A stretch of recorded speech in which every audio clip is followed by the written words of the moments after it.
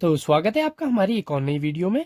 इस बार हम जिक्र करने वाले हैं इस वीडियो में केस स्टडी बेस्ड क्वेश्चंस के बारे में, क्योंकि हमने रे ऑप्टिक्स बहुत अच्छे से पढ़ ली है और हमने इसके बहुत सारे ऐसे कॉन्सेप्ट्स को जान लिया है। तो अब समय आ गया है केस स्टडी बेस्ड क्वेश्चंस करने का, क्योंकि ये जो कैरी करते हैं आपके, ये 4 नंबर कैरी करते हैं एग्जाम पेपर में, और ऐसे 2 क्वेश्चन आपसे पूछे जाते हैं सेक्शन डी के अंदर। तो केस स्टडी बहुत ज़्यादा इंपॉर्टेंट हो जाती है इस चैप्टर के लिए, क्योंकि इस चैप्टर से ना हमारे अमूमन ज़िंदगी में इस्तेमाल होने वाले केस बेस्ड क्वेश्चंस बनाए जा सकते हैं। तो आज हम उन्हीं क्वेश्चंस का जिक्र करने के लिए ये वीडियो लेके आए हैं। तो let's start with the first case. मैं इसको थोड़ा जूम कर देता हूं ताकि आपको देखने में भी आसानी हो जाए। देखिए, सबसे पहला केस स्टडी किसके बारे में, हमारा स्टार्टिंग किससे हो गई, लेंस मेकर्स फॉर्मूला। तो ये लेंस मेकर्स फॉर्मूला से रिलेटेड है। तो हम उसकी स्टडी अब पहले कर चुके हैं। अगर आपने वीडियो नहीं देखा है तो आप जाकर देख सकते हैं हमारे चैनल में पुरानी वीडियोस, उसके बाद आप ये वीडियो को देखिएगा। तो let's start with the first question. The case study one says the lens makers formula relates the focal length of a lens to refractive index of its material and the radii of its curvature of its two surfaces. बिल्कुल सही कह रहा है, हमने lens makers formula निकाला है। क्या है formula? 1/f is equal to mu minus 1/r1 minus 1/r2। तो इसमें पूरा पूरा जिक्र किस किस का हुआ है?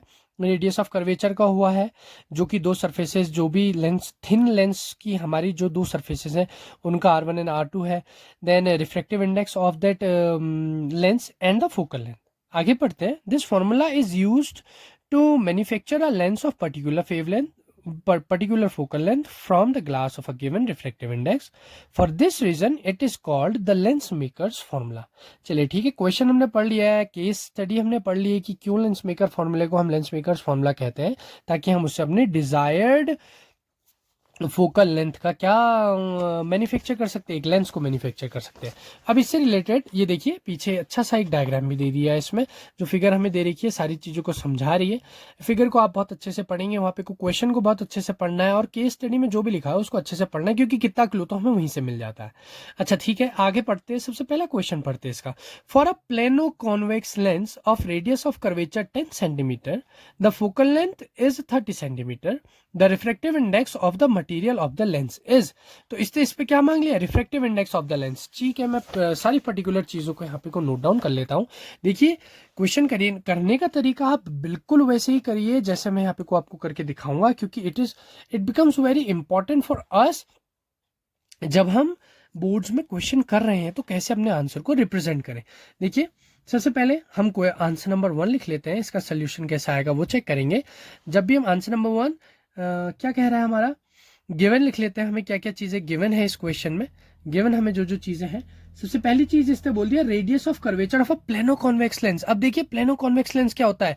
ये जो लेंस मैं बना रहा हूँ ये कॉन्वेक्स लेंस है।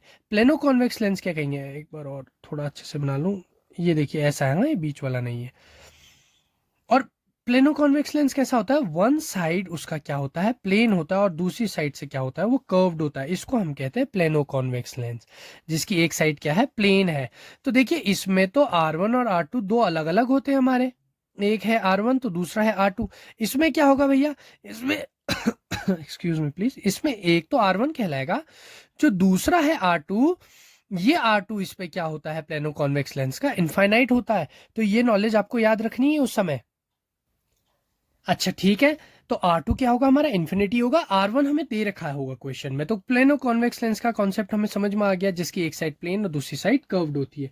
अब लिख लेते हैं। देखिए, इससे क्या बोला है, रेडियस ऑफ कर्वेचर कितना है, 10 सेंटीमीटर है। The lens of radius of curvature 10 centimetre, यानी कि R1 कितना दिया हमें, 10 सेंटीमीटर दिया हुआ है। इसका फोकल लेंथ कितना दिया हुआ है हमें, इसका फोकल लेंथ दिया हुआ है हमें 30 सेंटीमीटर। ठीक हो गया, फोकल लेंथ हमें 30 सेंटीमीटर दिया हुआ है। हमसे बोला क्या है, हमसे बोला है रिफ्रैक्टिव इंडेक्स क्या होगा इसका, ये बता दीजिए। तो अभी मैंने आपको फॉर्मूले का जिक्र करा था, क्या था, 1/f is equal to mu minus 1/r1 minus 1/r2। तो चलिए फॉर्मूला लगा लेते हैं। फॉर्मूला हमें मिल गया, अब लगा लेते हैं वैल्यूज इसमें। 1/30 is equal to mu minus 1/10 minus one by infinity. One by infinity क्या हो जाता है, 0 हो जाता है। बचा क्या 1/10 मल्टीप्लीकेशन में, तो 10 यहाँ चला जाएगा। 10/30 is equal to mu minus 1, 0 से 0 गया, यानी कि this implies that mu is equal to 1/3 plus 1। -1 इधर आएगा, म्यू इज इक्वल टू कितना आ गया 4/3, यानी कि हमारा रिफ्रैक्टिव इंडेक्स कितना है, हमारा refractive index of the glass plano convex lens is 4/3। तो इस पे देखिए सबसे पहले क्या हो जाएगा, सबसे पहला इस पे क्या आ जाएगा 4/3 मतलब कितना होता है 1.33, option B is correct. Okay next question में चलते हैं, कॉन्वेक्स लेंस। अब इससे क्या बात कर ली, कॉन्वेक्स लेंस की बात कर ली।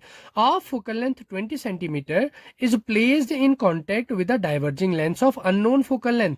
हमें नहीं पता एक डाइवर्जिंग लेंस है, कैसा लेंस है, डाइवर्जिंग लेंस है। The lens combination acts as a converging lens and has a focal length of 30 centimetre. अब देखिए पावर ऑफ लेंसेज हम पीछे पढ़ के आए हुए थे, ये तो फर्स्ट का आंसर है। सेकंड का आप देखते हैं यहाँ पे को, हम पिछली बार हमने पिछले टॉपिक में वीडियोस में हमने पावर ऑफ लेंस की बात भी करी थी नहीं करी थी, जब हमारे लेंसेज क्या हो कांटेक्ट में हो। अब इसने क्या कहा, एक कॉन्वेक्स लेंस है जिसको हमने एक डाइवर्जिंग लेंस के साथ कांटेक्ट में रख दिया। डाइवर्जिंग कैसा होता है, एक कॉनकेव लेंस होता है, तो कुछ ऐसा सिस्टम बनेगा, एक कॉन्वेक्स लेंस इसके साथ कॉन्टेक्ट में क्या है, एक डाइवर्जिंग लेंस है।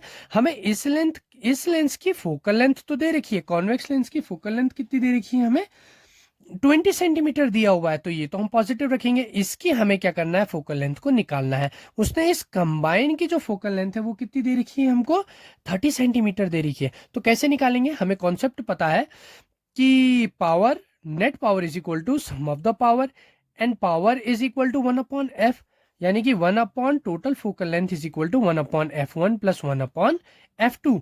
1/f, अब देखिए 1/f कितना दे रखा है, 1/30 is equal to 1/20 plus 1/f2, जो कि हमें निकालना है। ओके अब क्या हो जाएगा 1/30 minus 1/20 is equal to 1/f2। Okay अब एलसीएम ले लेते हैं इसका एलसीएम कितना आ जाएगा, देखो मैं सीधे क्रॉस मल्टीप्लाई वाला मेथड इस्तेमाल कर रहा हूँ। 600 हो जाएगा सीधे, 20 minus 30 is equal to 1/f2, यानी कि बोला जाए f2 is equal to 600/10 minus का, या फिर मैं बोलूं माइनस 60 सेंटीमीटर। देखिए आ गया ना नेगेटिव में फोकल लेंथ, क्योंकि कन्वर्ट डाइवर्जिंग लेंस है। तो इसका आंसर चेक कर लेते हैं यहाँ पे को, इसका आंसर क्या है, देखिए यहाँ पे को माइनस 60 सेंटीमीटर आ गया ना। ओके नाउ नेक्स्ट क्वेश्चन क्या बोलता है हमें, a biconvex lens has the same radius of curvature R for its faces. अब यानी कि एक बाइकॉन्वेक्स लेंस ले लिया जिसका जो रेडियस ऑफ कर्वेचर दोनों, यानी कि ये दोनों की दोनों जो R1 R2 है क्या है, सेम है। Okay if the focal length of the lens in air is r/2, the refractive index of the material of the lens is, अच्छा ठीक है, इस बार इसने क्या कह दिया थर्ड क्वेश्चन में, हमें देखिए इसने हमें थर्ड क्वेश्चन में बोल दिया है कि जो फोकल लेंथ है वो r/2 है, r/2 है, and r1 equal to r2 equal to r। अच्छा ठीक हो गया, ये तो ठीक है, हमें फॉर्मूला पता है, ये है फॉर्मूला हमारा यहाँ पे को लिखा हुआ, देखो अभी ऊपर हमने इस फॉर्मूले का जिक्र करा था, जो ये फॉर्मूला ऊपर लिखा हुआ है। अब देखिए यहाँ पे को बहुत ज्यादा इंपॉर्टेंट एक बात याद रखने की है, क्या है देखिए, जैसे ये R1 है ये R2 है, देखिए R1 क्या है इस तरफ को बंद हो रहा है और R2 क्या है इस तरफ को बंद हो रहा है, और ये वाली तरफ जो हमारी डिस्टेंस है वो कैसे मेजर करी जाएगी, इस तरफ से उधर को मेजर करी जाएगी, यानी कि ऑब्जेक्ट की अलोंग को मेजर करी जाएगी, अपोजिट डायरेक्शन में हम जाएंगे। तो हमेशा याद रखिएगा आप R2 हमेशा कैसा लेंगे, नेगेटिव लेंगे, क्योंकि नेगेटिव साइड को ये क्लोज हो रहा है, और R1 किस तरफ हो रहा है, पॉजिटिव साइड को क्लोज हो रहा है। इसका मतलब क्या लेना है हमें, R1 equal to R2 equal to R तो है, या फिर देखिए ये चीज भी थोड़ी गलत हो जाएगी, मैं इसको काट लेता हूं, मैं क्या लिख देता हूं R1 equal to R and R2 is equal to negative R। Okay अब फॉर्मूला लगा लेते हैं, फॉर्मूला हमें पता है 1/f is equal to mu minus 1/r1 minus 1/r2। ये फॉर्मूला लगाते हैं, क्या बन जाएगा 2/r, देखिए फोकल लेंथ r/2 है तो 2/r हो जाएगा रेसिप्रोकल होके, mu minus 1 in bracket what will come 1/r minus 1/-r, या फिर 2/r is equal to mu minus 1, ये भी 2/r हो जाएगा, होगा नहीं होगा, सेम बेस, तो ऊपर ऐड हो जाएंगे न्यूमरेटर्स, 2/r से 2/r कटा 1 जा, यानी कि mu is equal to 1 plus 1 is equal to 2। The refractive index of the lens is 2। देखिए आंसर आपके आ गया ना 2, देखिए ये वाला क्वेश्चन। अच्छा ठीक है, two thin lenses of focal length 60 centimetre and -20 centimetre in contact have a resultant focal length of. अब देखिए ये भी वही कॉन्सेप्ट है, पावर ऑफ द लेंसेज का कॉम्बिनेशन। दो लेंसेज हमें दे दिए जिनकी फोकल लेंथ है कैसे में है, कॉन्टैक्ट में है। तो कुछ नहीं करना, हमने दोनों को सम कर देना है उनके साइन के साथ, और माइनस साइन दे रहे हैं, यानी कि एक कन्वर्जिंग है एक डाइवर्जिंग है। तो लगा लेते हैं फॉर्मूला, कोई बड़ी बात नहीं है। हमने बोला net focal length will be equal to 1/60 -1/20। LCM कितना आ जाएगा देखिए, 1200 आ जाएगा, 60 आ जाएगा, यहाँ तो सीधे 60 आ जाएगा। 1 -30 नहीं 1 - 3 आया, यानी कि -2/60। और दिस इंप्लाइज दैट रेसिप्रोकल करेंगे 60/2 माइनस का, यानी कि -30 centimetre. The answer is -30 centimetre. ये देख लीजिए -30 सेंटीमीटर। आ गया नहीं आ गया? तो ऐसे केस बेस्ड स्टडी क्वेश्चंस हमारे बहुत बार आ जाते हैं। अब नेक्स्ट वीडियो में हम दूसरे केस स्टडी की बात करेंगे, दूसरे क्वेश्चन को भी हम ऐसे ही करेंगे। अब लेकिन मैं आपको एक मोटा मोटा आइडिया देना चाह रहा था कि इस चैप्टर से इससे अलावा कुछ नहीं आएगा जो भी हमने जिक्र कर लिया है, जैसे पावर ऑफ लेंसेज हो गया, कॉम्बिनेशन आ जाएगा, लेंस मेकर फॉर्मूला पूछा जा सकता है, छोटी मोटी चीजें जैसे हमने करी है।